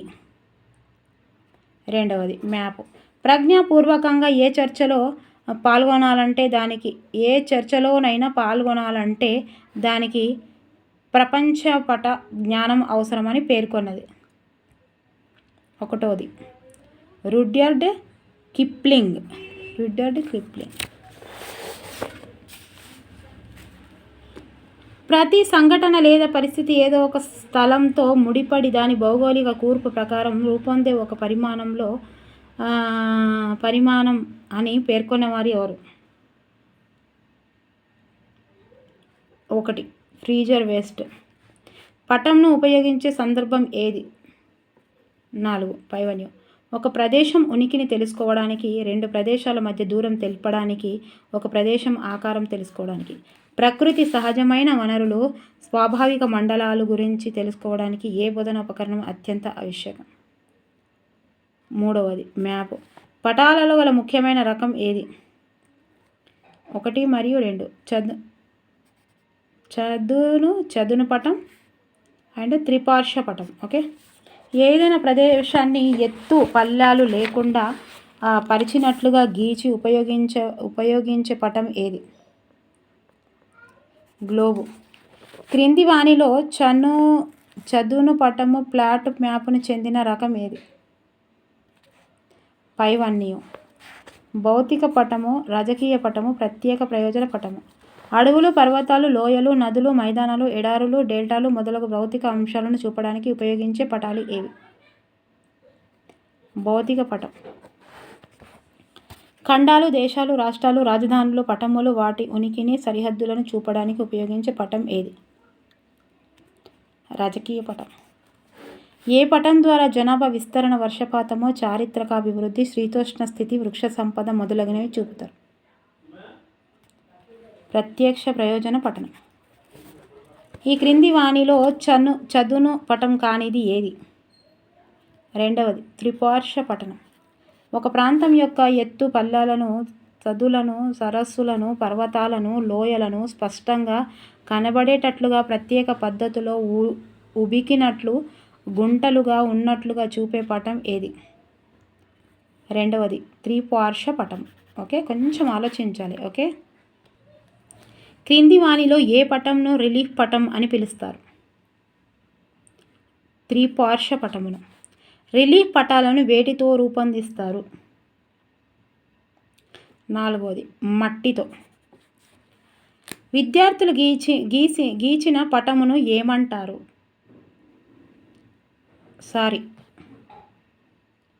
సారీ అండి, పైవన్యు. ప్లాస్టర్ ఆఫ్ ప్యారిస్, కొయ్య. ఓకే. 108ది 2 కరెక్టే. 109 4వది అంటే పైవన్యు. ఇది కూడా మట్టితో, ప్లాస్టర్ ఆఫ్ పారిస్, కొయ్య అన్నిటితోటి ద్విపార్శ్వ అంటే. విద్యార్థులు గీచిన పటమును ఏమంటారు? 2వది స్కెచ్ పటము. ఓకే. భారతదేశ పరిశోధన సంస్థ రూపొందించే పటములను ఏమంటారు? 111ది 3. ఓకే. సర్వే పటం.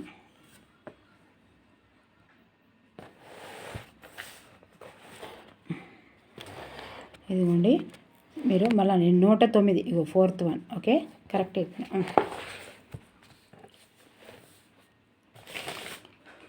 తర్వాత పటంలో సమాచారంను ఏ రూపంలో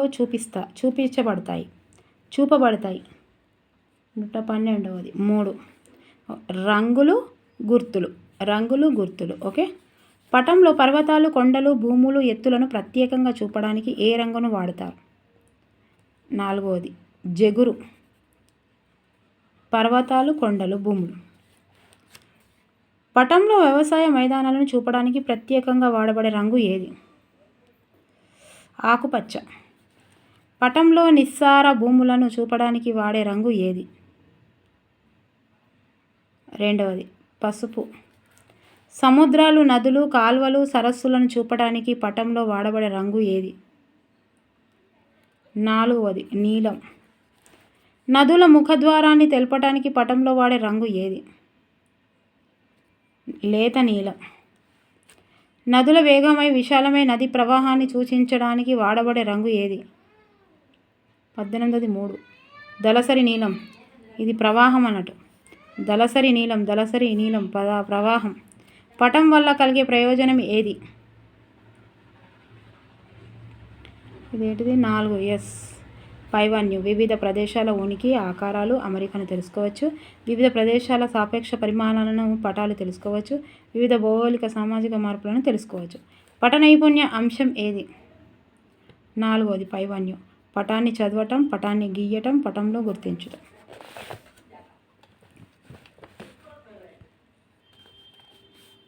పటం నిర్మించేటప్పుడు ఉపయోగించే పద్ధతి ఏది? 3వది నైష్పాతిక చతురస్రాల పద్ధతి, ప్రక్షేపణ పద్ధతి. ఓకే. విద్యార్థుల తపనకు లభ్యం అయిన పటాన్ని నిలువుగా 2 సగాలుగా మడతబెట్టి మురాల మరొకసారి ముడతబెట్టి చతురస్రాలుగా ఏర్పరిచి వాటి నిష్పత్తిని అనుసరించి పటమును గీచే పద్ధతి ఏది? నైష్పాతిక చతురస్రాల పద్ధతి. పాఠశాలలో ప్రాజెక్టర్ సహాయంతో అవసరం అయిన పరిమాణంలో పటమును ప్రక్షేపించే పద్ధతిని ఏమంటారు? ప్రక్షేపణ పద్ధతి. పటాన్ని వినియోగించడంలో తీసుకోవాల్సిన జాగ్రత్త ఏది? 4 పైవన్యు. పటాలు పెద్ద సైజులో ఉండాలి. జీర్ణమైన పటాలు వాడకూడదు. పటాలు ఖచ్చితమైన నిర్దిష్టమైన సమాచారాన్ని అందజేయాలి. విద్యార్థులకు అన్ని భావాలను యథార్థములను ప్రదర్శించడానికి ఉపయోగించే బోధనోపకరణం ఏది? చార్ట్. ఒక దేశంలో జరిగిన సంఘటనలో అభివృద్ధిని కాలానుగుణంగా నివేదించేదాన్ని చూపించే చార్ట్ ఏది? 1 కాలక్రమానుసార చట్టం. సమాచారాన్ని పట్టిక రూపంలో ఇవ్వడాన్ని తెలియజేసే చార్ట్ ఏది? పట్టిక చార్టు. ఉత్పత్తి పెరుగుదల, తగ్గుదల, ఎగుమతి, దిగుమతులను పట్టిక రూపంలో తెలియజేసే చార్ట్ ఏది? Table chart. ఎక్కువ సమాచారాన్ని కాలమ్స్లో వివరించి యథార్థాలను తెలపడానికి ఉపయోగించే చార్ట్ ఏది? 3వది వర్గీకరణ చార్టు. చరిత్ర, సంస్కృతి, సంఘటనల గురించి వివరించే చార్ట్ ఏది? 3 వివరణ చార్ట్.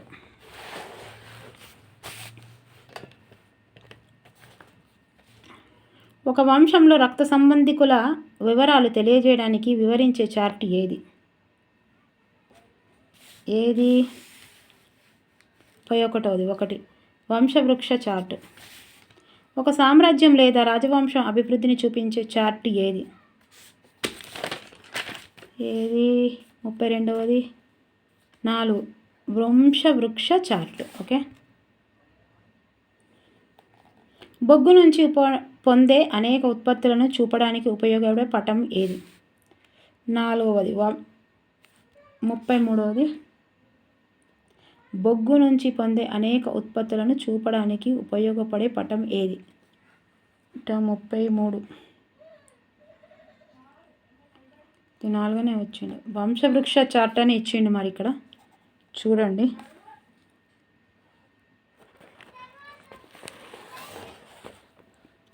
ఇది 133వది 4 అని ఇచ్చిండు.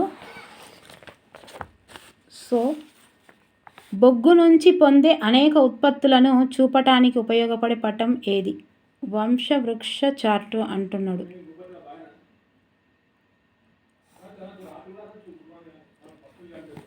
చెప్పండి, ఇది కరెక్ట్ అనిపిస్తుందా మీకు? కరెక్ట్. ఏ చార్టులో సమాచారంను ఇది చెప్పకండి. ఓకే. ఏ చార్టులో సమాచారంను చిత్రాల ద్వారా ప్రదర్శిస్తారు? మీకు కరెక్ట్గా తెలిస్తే రాయండి. ఓకే. 34 సచిత్ర చార్టు. సంఖ్యాత్మక వివరణను దృశ్య రూపంలో చూపే పద్ధతి ఏది? 1 గ్రాఫ్. గణాంకాలను, సంఖ్యలను, వాటి మధ్య సంబంధాలను చుక్కల రూపం ద్వారా లేదా గీతల ద్వారా, చిత్రాల ద్వారా దృశ్య రూపంలో చూపే బోధనోపకరణాలు ఏవి? 3వది గ్రాఫ్.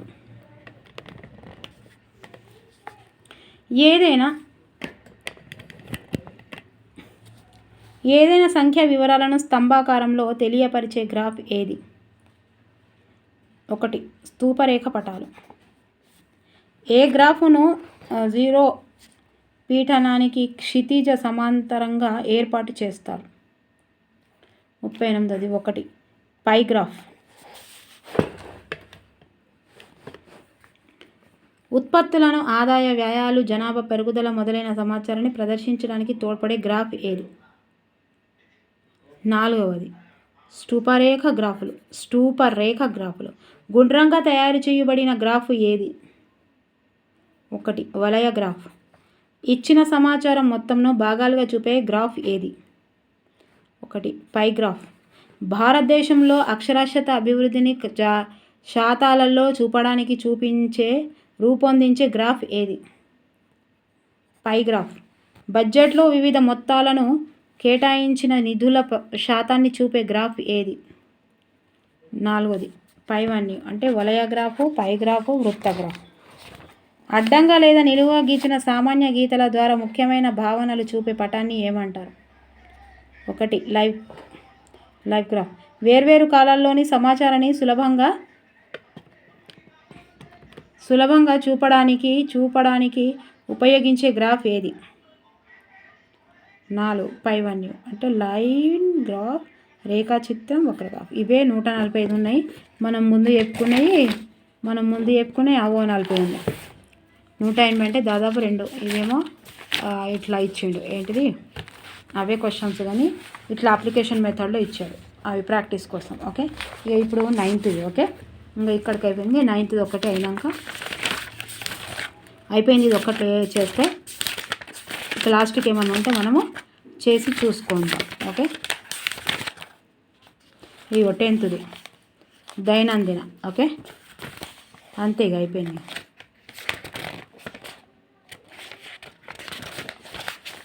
10th ఒకటే ఉంది, 9th 10th 2 ఉన్నాయి. ఓకే, నచ్చితే లైక్ చేయాలి, మళ్ళీ సబ్స్క్రైబ్ చేయాలి, షేర్ చేయాలి. ఇక ఈ చాలా ఎవాల్యూషన్ చాలా ఇంపార్టెంట్ కాబట్టి మూల్యాంకనం గురించి. ఓకే, తప్పకుండా ఇండ్లకెళ్ళి ఇక లేవకుండా అసలు రాదు, చాప్టర్ వైజ్గా ఖచ్చితంగా ఇస్తాడు. ఓకే, మరి నచ్చితే లైక్ చేయండి, సబ్స్క్రైబ్ చేయండి, షేర్ చేయండి. ఓకే, ఫస్ట్ టైం ఎవరైతే చూస్తారో వాళ్ళు తప్పకుండా తెలుగు వీడియోస్, ఇది ఇప్పుడు social videos, Telugu videos, psychology videos, number of videos ఉన్నాయి. తెలుగు సోషల్ అయితే అసలు ఒక్క బిట్టు లేకుండా టెక్స్ట్ బుక్స్తో సహా అట్టలు చూపించుకుంటూ ఉన్నాయి. ఓకేనా, ఇంకా చాలా ఎక్స్ట్రా కూడా ఉన్నాయి, మీరు చూడండి దయచేసి. ప్లేలిస్ట్లో కూడా పెడుతున్నా, మీకు ఇబ్బంది కలుగుతుందని. ఓకేనా, మరి మీరు కామెంట్స్ రాస్తున్న ప్రతి ఒక్కరికి నా మనసు పూర్తిగా హృదయపూర్వకంగా కృతజ్ఞతలు తెలియజేసుకుంటున్నానండి. ఓకేనా, ఎవరికైనా బూస్ట్ కావాల్సిందే, ప్రతి ఒక్కరికి మోటివేట్ కావాల్సిందే.